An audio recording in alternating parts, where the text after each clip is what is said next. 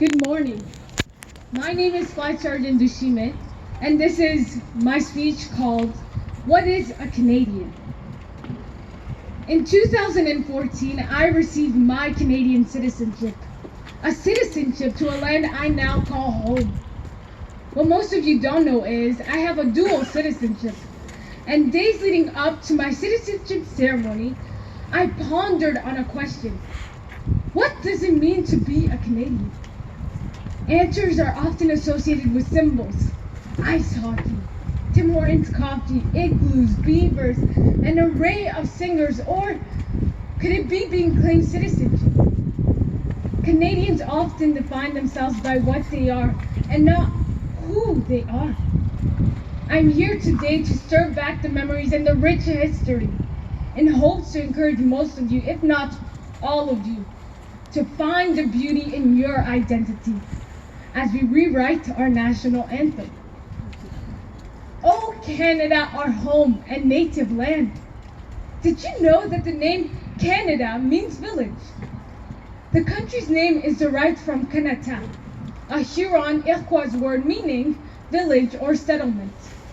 Now, in my native country, Burundi, people who live in a village are known as a family, and not necessarily family by blood, but because they share the same territory. Therefore, as a Canadian, I consider you family. True patriot love in all of us command. Like many other countries, Canada's history has been through many ups and downs. See, we can't change the past. We learn to accept it.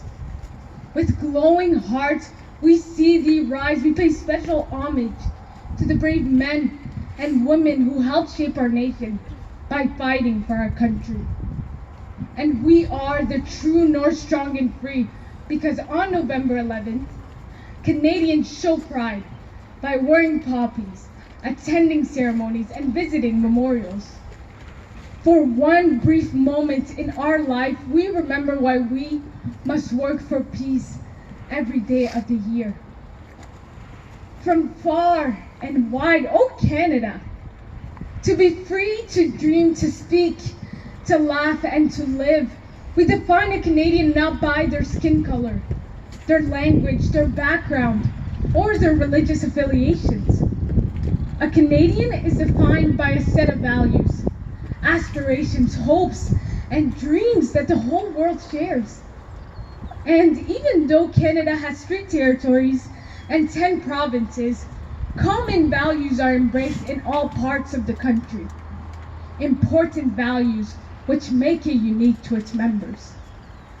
To illustrate this, during a vacation trip to the United States, while my parents were filling the gas tank, I went to the convenience store to buy a snack.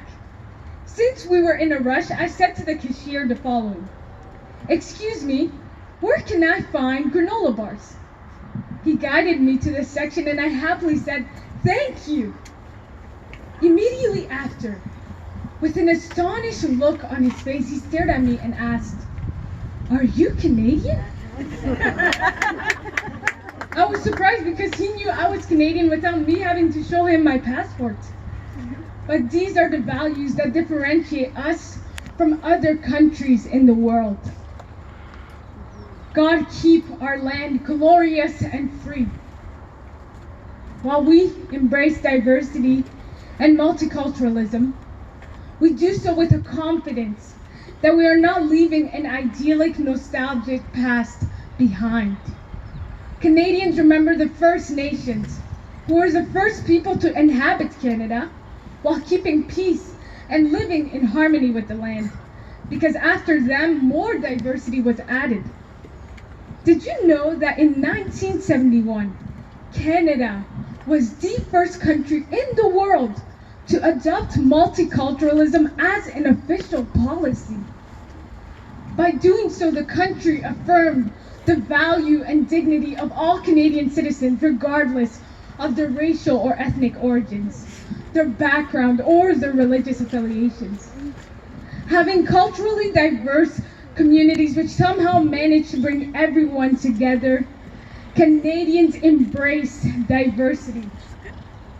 Ladies and gentlemen, Today I stand before you because the beauty of Canada is that a person can be a Canadian even if his or her roots are not Canadian. I am here because Canadian soldiers stood in defense of freedom. I am in uniform to learn, to advance, and to serve my country. I was given the torch, and it is my responsibility, but also our responsibility, to keep our patriotic spirits, to embrace diversity, and to share our morals and core values, but most importantly, to pass it on to the generations to come. We must know that our national anthem must go beyond our voices. Our national anthem must not stop after the start of school or of work, but rather continue with our daily actions, our life. Together we stand on guard for thee. What a privilege it is to be a Canadian. Thank you.